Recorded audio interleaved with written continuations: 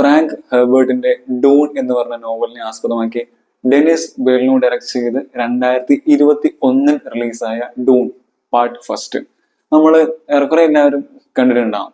So അതിന്റെ second part 2 Doon part 2 ഇന്ത്യയിൽ release ആയിരിക്കുകയാണ്. വേൾഡ് വൈഡ് റിലീസ് മാർച്ച് 1 പക്ഷെ ഇന്ത്യയിൽ ഫെബ്രുവരി 29 പടം റിലീസ് ആയിട്ടുണ്ട്. അപ്പോൾ ഈ ഫസ്റ്റ് പാർട്ടില് ഡൂൺ പാർട്ട് ഫസ്റ്റില് Timothee Chalamet, Zendaya, Rebecca Ferguson, Josh Brolin അങ്ങനെ കേന്ദ്ര കഥാപാത്രങ്ങൾ ഇവരൊക്കെയാണ് വന്നിട്ടുണ്ടായിരുന്നത്. അപ്പോൾ പിന്നെ സെക്കൻഡ് പാർട്ടിലേക്ക് വരുമ്പോൾ ഇവരെ കൂടാതെ ക്രിസ്റ്റഫർ വാൽക്കൻ, ലിയ സീറോ എന്നിവരും കൂടിയായിരുന്നാൽ മേജർ റോൾ അല്ല എന്നുണ്ടെങ്കിലും ഇവരും ഈ സിനിമയിൽ വരുന്നുണ്ട്, പാർട്ട് 2 വരുന്നുണ്ട്. അപ്പോൾ ഇതില് ഫസ്റ്റ് കണ്ടവർക്ക് അറിയാം, ഫസ്റ്റ് എന്ന് പറഞ്ഞ ഒരു ഇൻട്രൊഡക്ഷൻ ആയിരുന്നു. കാരണം ഈ ഡൂൺ എന്ന് പറഞ്ഞ നോവല് ഒരു ഭയങ്കരമായിട്ടുള്ള ഒരു വലിയ ക്യാൻവാസ് നമുക്ക് സിനിമ ചെയ്യാൻ വേണ്ടിയിട്ടുള്ള കണ്ടന്റ് ആ ഒരു നോവലിലുണ്ട്. അപ്പോൾ ഈ ഡൂൺ ഫസ്റ്റ് എന്ന് പറഞ്ഞ ആ സിനിമയിൽ നമുക്ക് അതിന്റെ ജസ്റ്റ് ഒരു ഇൻട്രോ, ഈ ഒരു ബുക്കിന്റെ ഇൻട്രോ മാത്രമാണ് നമുക്ക് കിട്ടിയത്. പോൾ, ടിമോത്തി ചാംലിൻ അവതരിപ്പിക്കുന്ന പോൾ എന്ന് പറഞ്ഞ ക്യാരക്ടറിന്റെ ഒരു ഇൻട്രോ, പിന്നെ ബാക്കി കുറച്ച് 2-3 ട്രൈബ്സ് ഉണ്ട്, പിന്നെ എന്താണ് ഈ ട്രൈബ്സ്, എന്താണ് അവിടെ നടക്കുന്നത്, എന്തിനു വേണ്ടിയാണ് ഈ അറ്റാക്ക് കാര്യങ്ങൾ എന്നൊക്കെ പറഞ്ഞു ഒരു ക്ലിഫ് ഹാങ്കറിൽ നിർത്തുന്ന രീതിയിലായിരുന്നു ഡൂൺ പാർട്ട് ഫസ്റ്റ് കൊണ്ട് അവസാനിപ്പിച്ചത്. സോ ആ പോൾ തന്നെയാണ് ഈ തുടക്കം മുതൽ അവസാനം വരെ പോള് തന്നെയാണ് മെയിൻ, ഫുള്ളി ഫോക്കസ് ചെയ്ത് തന്നെയാണ് സിനിമ മുന്നോട്ട് പോകുന്നത്. സോ ഈ പാർട്ട് ഫസ്റ്റില് എന്താ പറയുക, ഒന്നുമല്ലാതിരുന്ന ആ ഒരു പോൾ സെക്കൻഡില്, അതായത് പാർട്ട് 2 എത്തുമ്പോൾ ഒരു ലീഡർ ആവുകയാണ്. ഫ്രമൻ എന്ന് പറഞ്ഞ ആ ഒരു ട്രൈബ്സിനെ ലീഡ് ചെയ്തുകൊണ്ട് പോകുന്ന ഒരു ക്യാരക്ടറായിട്ട് മാറുകയാണ് നമ്മുടെ പോൾ. അപ്പോൾ ഫുള്ളി കോൺസെൻട്രേറ്റ് ചെയ്ത് തന്നെയാണ് ഈ പാർട്ട് 2 സിനിമ മുന്നോട്ട് പോകുന്നത്. കുറച്ചുകൂടെ ഇന്റൻസ് ആണ് പാർട്ട് ഫസ്റ്റിനെ അപേക്ഷിച്ച്. പാർട്ട് സെക്കൻഡ് കുറച്ചുകൂടെ ഇന്റൻസ് ആണ്, കുറച്ചുകൂടെ മാസ് ഫൈറ്റ് സീൻസും കാര്യങ്ങളും ഉണ്ട്. ഈ ടിമോത്തി ചാംലിന്റെ പറ്റിയുള്ള കുറച്ച് ഗൂസ് ബം സീൻസ് ഒക്കെ ഉണ്ട്. എസ്പെഷ്യലി വോംസിനെ ഈ പാർട്ട് ഫസ്റ്റിൽ നമ്മൾ കണ്ടിട്ടുണ്ട്. പാർട്ട് ഫസ്റ്റിൽ കുറച്ച് ബെയർലി എന്താണ് ഈ വോംസ്, അവരുടെ ഒരു സൈസും കാര്യങ്ങളൊക്കെ ബെയർലി ഒന്ന് കാണിച്ച് പോകുന്നുണ്ട് എന്താണ്, പക്ഷെ അത്രയ്ക്ക് ഒരു പ്രോപ്പർ ഐഡിയ നമുക്ക് കിട്ടില്ല. പക്ഷെ സെക്കൻഡില് എന്താ പറയാ, കുറച്ച് നല്ല അടിപൊളി സീൻസ് ഉണ്ട് ഈ വോംസിനെ വെച്ചിട്ടുള്ള. അതിന്റെ എടുത്തു പറയുന്ന ഗ്രാഫിക്സ്, ആ ഒരു ഗ്രാഫിക്സും കാര്യങ്ങളും നല്ല രീതിയിലായിരുന്നു യൂസ് ചെയ്തിട്ടുണ്ട് പാർട്ട് സെക്കൻഡിൽ. സ്റ്റോറിയെ പറ്റി പറയുകയാണെന്നുണ്ടെങ്കിൽ വളരെ ഒരു ബേസിക് ആയിട്ടുള്ള ഒരു എന്താ പറയുക ഒരു ഐഡിയ ഞാൻ പറയാം. അതായത് നമ്മൾ ഗെയിം ഓഫ് ത്രോൺസിലൊക്കെ കാണുന്ന പോലെ അധികാരത്തിന് വേണ്ടി, സ്ഥലങ്ങൾക്ക് വേണ്ടി, ടെറിട്ടറിക്ക് വേണ്ടിയൊക്കെയുള്ള ത്രോൺ, എംപറർ ആവാൻ വേണ്ടിയിട്ടൊക്കെയുള്ള യുദ്ധം കാര്യങ്ങൾ, അതാണ് ജസ്റ്റ് ഒരു ഔട്ട്ലൈൻ മാത്രമാണ്. ഇതിനുള്ളിലായിരുന്ന ഞാൻ ആദ്യം പറഞ്ഞു 2-3 ട്രൈബ്, ഈ ടെറിട്ടറി അത് കൺട്രോൾ ചെയ്യുന്ന ആൾക്കാർ, രാജവംശം, കുടുംബങ്ങൾ, അങ്ങനെ സംഭവങ്ങളൊക്കെ ഉണ്ട് ഇതിലും. പക്ഷെ അതൊന്നും അതിലേക്ക് കൂടുതൽ ഡെപ്തിൽ പോകുന്നില്ല. കാരണം ഫസ്റ്റ് ഹാഫ് കുറച്ച് സ്ലോ പേസിൽ പോവുകയാണെന്നുണ്ടെങ്കിലും സെക്കൻഡ് ഹാഫിൽ എനിക്ക് നല്ല രീതിയിൽ ഇഷ്ടപ്പെട്ട ഒരു ട്വിസ്റ്റ് അവർ എന്തായാലും ഈ രീതിയിൽ ഒളിപ്പിച്ചിട്ടുണ്ടായിരുന്നു. അതെനിക്ക് നല്ല രീതിയിൽ അത് എൻജോയ് ചെയ്യാൻ പറ്റി. അതുകൊണ്ട് കഥയിലേക്ക് ഞാൻ ഡീപ്പായിട്ട് കടക്കുന്നില്ല. പക്ഷെ ഒരു ഓൾറൗണ്ട് നമ്മൾ നോക്കുകയാണെന്നുണ്ടെങ്കിൽ ഇതാണ് കഥ. 3-4 ട്രൈബ്സ്, അധികാരം, ഇത് കൈയടക്കാൻ വേണ്ടിയിട്ടുള്ള അങ്ങോട്ടും ഇങ്ങോട്ടുള്ള വാറ് സംഭവങ്ങളൊക്കെയാണ് ഡൂൺ സെക്കൻഡിൽ പറയുന്നത്.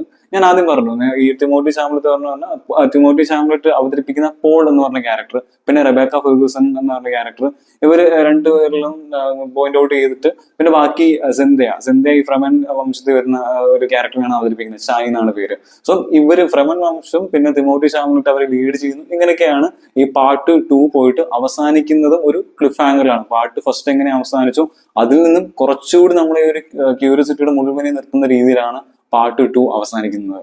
ഇനി നെക്സ്റ്റ് കഥ കഴിഞ്ഞാൽ ഇനി നെക്സ്റ്റ് ആയിട്ട് നമ്മൾ പറയേണ്ടത് ഇതിന്റെ സിനിമോട്ടോഗ്രാഫി, പിന്നെ എന്താ ഓരോ ഷോട്ടും കാര്യങ്ങളൊക്കെ, പിന്നെ ഗ്രാഫിക്സ്, CG എഫക്ട്സും കാര്യങ്ങളും വളരെ മനോഹരമായിട്ട് അവർ ചെയ്തിട്ടുണ്ട്. എസ്പെഷ്യലി ഈ അവർ ഈ സ്പൈസസിനെയൊക്കെ ചെയ്യുമ്പോൾ, സ്പൈസസ് എടുക്കുമ്പോൾ, ഹാർവെസ്റ്റ് ചെയ്യുമ്പോൾ ഉള്ള വാർ സീൻസ്, ഈ ഡെസേർട്ടിലുള്ള വാർ സീൻസ്, പിന്നെ അതിന് യൂസ് ചെയ്യുന്ന എക്യുപ്മെന്റ്സ് കാണിക്കുന്ന സീൻ, പിന്നെ വലിയ മാസ് ക്രൗഡിനെ കാണിക്കുമ്പോൾ ഉള്ള അങ്ങനത്തെ സീൻസ് ആണെങ്കിലും എല്ലാം കൊണ്ടും അത് നല്ല രീതിയിൽ ഡെന്നിസ് വിൽനു അത് നല്ല രീതിയിൽ നമുക്ക് നമ്മുടെ മുന്നിൽ പ്രസന്റ് ചെയ്തിട്ടുണ്ട്. അപ്പോൾ ഗ്രാഫിക്സും കാര്യങ്ങളും നല്ല രീതിയിൽ നമുക്ക് എന്താ പറയുക, ഒട്ടും അസ്വാഭാവികത തോന്നാത്ത രീതിയിൽ ബ്ലെൻഡ് ചെയ്തിട്ടുണ്ട്. അപ്പൊ നമുക്ക് കാണുന്നവർക്കായിരുന്നു നിങ്ങൾ നല്ലൊരു ക്വാളിറ്റി തിയേറ്ററിലാണ്, എസ്പെഷ്യലി ഐമാക്സിലൊക്കെ പോയി കാണുകയാണെന്നുണ്ടെങ്കിൽ നിങ്ങൾക്ക് ആ ഒരു വിഷ്വൽ ക്വാളിറ്റി പക്ക തിയേറ്റർ എക്സ്പീരിയൻസ് തന്നെ പറയാം. അതുകൊണ്ട് നല്ലൊരു തിയേറ്റർ തന്നെ പോയി കാണാം, നല്ല എക്സ്പീരിയൻസ് ആയിരുന്നു.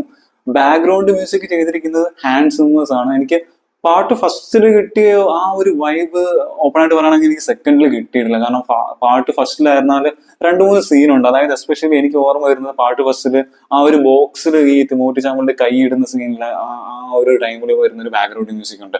അപ്പൊ ആ ഒരു ബാക്ക്ഗ്രൗണ്ട് മ്യൂസിക് അന്ന് ഇറങ്ങിയ ടൈമിൽ ഭയങ്കര വൈറലായിരുന്നു. പക്ഷെ ആ സെയിം മ്യൂസിക് ഈ സെക്കൻഡിൽ വരുമ്പോഴായിരുന്നാലും ആകെ ഒന്നോ രണ്ടോ സീനിലേ ഉള്ളൂ. മാത്രമല്ല അതുപോലൊരു ബാക്ക്ഗ്രൗണ്ട് മ്യൂസിക് സെക്കൻഡിൽ എവിടെയും എനിക്ക് കേൾക്കാൻ കഴിഞ്ഞില്ല. അതായത് അത്രയും വൈബ് നൽകുന്ന ഒരു ബാക്ക്ഗ്രൗണ്ട് മ്യൂസിക് സെക്കൻഡ് ഇല്ലായിരുന്നു. അത് എനിക്ക് ചെറിയൊരു പോരായ്മയായിട്ട് എനിക്ക് തോന്നി. അഭിനയത്തിന്റെ കാര്യത്തിലേക്ക് വരുമ്പോൾ ഞാൻ ആദ്യം പറഞ്ഞ പോലെ പോളിന്റെ ക്യാരക്ടർ അഭിനയിച്ചിരിക്കുന്ന ടിമോത്തി ചാംബ്ലെ ആൾക്ക് തന്നെയാണ് ഏറ്റവും കൂടുതൽ സ്ക്രീൻ ടൈം ഉള്ളത്. ആദ്യം തൊട്ട് അവസാനം വരെ എൻഡ് ടു എൻഡ് ടിമോത്തി ചാംബ്ലെ തന്നെയാണ് ഉള്ളത്.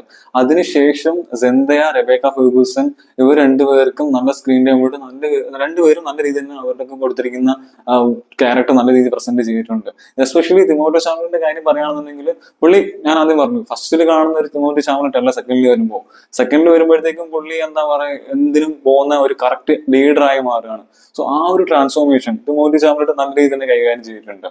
പിന്നെ വരുന്നത് Florence Puig, Christopher വാൽക്കൻ, സ്റ്റെർലൻ Skarsgard, Josh ബ്രോളിൻ, ബാട്ടിസ്റ്റ ഇവരും ഉണ്ട്. പക്ഷെ ഇവർക്ക് കൂടുതൽ സ്ക്രീൻ ടൈം ഇല്ലായിരുന്നു കമ്പയറിങ് ടു പാർട്ട് 1.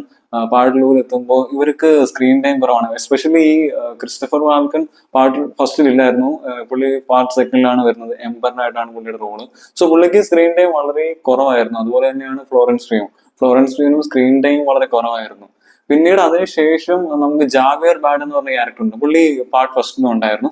പുള്ളി നല്ല നൈസായിട്ട് തന്നെ ആ ക്യാരക്ടർ ചെയ്തു. പുള്ളിയുടെ കുറെ സീരിയസ് ഡയലോഗ്സ് നമുക്കെന്താ കോമഡി ആയിട്ട് തോന്നി. തിയേറ്ററിൽ കുറെ ആൾക്കാരെ ചിരിപ്പിക്കാൻ കഴിഞ്ഞു പുള്ളിയുടെ കുറച്ച് ഡയലോഗ്സ്. അപ്പോൾ ഇങ്ങനെയൊക്കെയാണ് ക്യാരക്ടേഴ്സ്. അപ്പം വന്ന് കൊടുത്തിരിക്കുന്ന റോൾസ് എല്ലാവരും അത്യാവശ്യം നല്ല രീതിയിൽ തന്നെ കൈകാര്യം ചെയ്തിട്ടുണ്ട്. സോ മൊത്തത്തിൽ പടം എങ്ങനെയുണ്ട് എന്ന് ചോദിച്ചു കഴിഞ്ഞാൽ, ഡൂൺ പാർട്ട് ഫസ്റ്റ് കണ്ട ഒരാളാണ് നിങ്ങളെന്നുണ്ടെങ്കിൽ നിങ്ങൾക്ക് തീർച്ചയായിട്ടും മനസ്സിലാവും ഇതെന്താ ഒരു ഭയങ്കര സ്പീഡ് പേസിൽ പോകുന്ന ഒരു സ്റ്റോറിയല്ല. സ്ലോ പേസിൽ ബിൽഡപ്പ് ചെയ്യുന്ന ഒരു കഥയാണ്. സോ അതുപോലെ തന്നെയാണ് പാർട്ട് 2-ലും ഡെന്നീസ് വില്ലിനും നമുക്ക് മുന്നിൽ ഈ കഥ പ്രസന്റ് ചെയ്തിരിക്കുന്നത്. അതായത് ഫസ്റ്റ് ഹാഫ് വരെ ഒരു സ്ലോ പേസിൽ പോയിട്ട് സെക്കൻഡ് ഹാഫിലേക്ക് എത്തുമ്പോൾ കഥ നല്ല രീതിയിൽ തന്നെ ഇന്റൻസ് ആവുന്നുണ്ട്. എന്താ നല്ല കുറച്ച് എൻഗേജിങ് ആയിട്ടുള്ള കഥ, ഒരു സ്റ്റോറി തന്നെയാണ് നമുക്ക് മുന്നിലായിരുന്ന ഈ ഡെന്നീസ് വില്ലിന് പ്രസന്റ് ചെയ്തിരിക്കുന്നത്. പിന്നെ എസ്പെഷ്യലി തിയേറ്ററിൽ തന്നെ പോയി കാണുമെന്ന് ഞാൻ പറയാൻ കാരണം ഇതിന്റെ ഒരു ഗ്രാഫിക്സും പിന്നെ സിനിമാറ്റോഗ്രഫിയും ബാക്ക്ഗ്രൗണ്ട് മ്യൂസിക് ഈ കാര്യങ്ങളൊക്കെയാണ്. ബാക്ക്ഗ്രൗണ്ട് മ്യൂസിക് ഈ ഒരു കഥയ്ക്കും ഈ ഒരു സിനിമയ്ക്കും നീതി പുലർത്തുന്ന രീതി തന്നെയാണ് ഹാൻസ് സിമ്മർ ചെയ്തിരിക്കുന്നത്. പക്ഷെ എനിക്ക് ഫസ്റ്റാണ് കുറച്ചുകൂടെ അതിന്റെ ബാക്ക്ഗ്രൗണ്ട് മ്യൂസിക്കാണ് കുറച്ചുകൂടെ ഇഷ്ടപ്പെട്ടത്. പിന്നീട് വരുമ്പോൾ ആദ്യം ഞാൻ കുറച്ചുകൂടെ പറഞ്ഞു ഈ വോംസിന്റെ ഒക്കെ സീൻ. അപ്പൊ അതൊക്കെ എന്ന് പറഞ്ഞാൽ നല്ല രീതിയിൽ തന്നെ ചെയ്തു വെച്ചിട്ടുണ്ട്. അപ്പൊ അതൊക്കെ നമ്മൾ ഈ ഒരു OTT വരുമ്പോൾ അങ്ങനെ വെയിറ്റ് ചെയ്യാതെ തീർച്ചയായിട്ടും തിയേറ്ററിൽ പോയി തന്നെ കണ്ട എക്സ്പീരിയൻസിന്റെ കാര്യമാണ്. സോ തീർച്ചയായിട്ടും തിയേറ്ററിൽ തന്നെ പോയി കാണാൻ ഈ അടുത്തിറങ്ങിയതിൽ തിയേറ്റർ എക്സ്പീരിയൻസ് അറിയിക്കുന്ന ഒരു ഹോളിവുഡ് സിനിമയാണ് ഡൂൺ സെക്കൻഡ്.